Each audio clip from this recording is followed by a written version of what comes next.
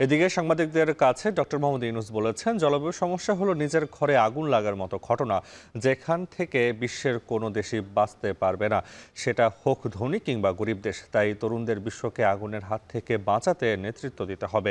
বাংলাদেশ প্যাভিলিয়নের সাংবাদিকদের সাথে আলাপকালে এসব কথা বলেন ডক্টর মোহাম্মদ ইউনূস। জলবায়ু ইস্যুতে যুক্তরাষ্ট্রের ভূমিকা কি হবে এ প্রসঙ্গে প্রধান উপদেষ্টা বলেন, ডোনাল্ড ট্রাম্পের প্রথমবারের ক্ষমতা দেখা হয়েছে, দ্বিতীয়বারের ক্ষমতা দেখা হয় নাই। দু তিন মাস দেখার পর বোঝা যাবে কি স্বভাব চরিত্র নিয়ে আসেন ট্রাম্প। জলবায়ু সমস্যাটা হলো আমাদের ঘরে আগুন লাগার মতো।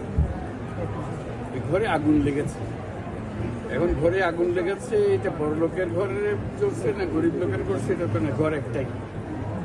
এই পৃথিবী পড়ে গেলে সেখানে ধনী দেশও করবে, গরিব লোক দেশও করবে।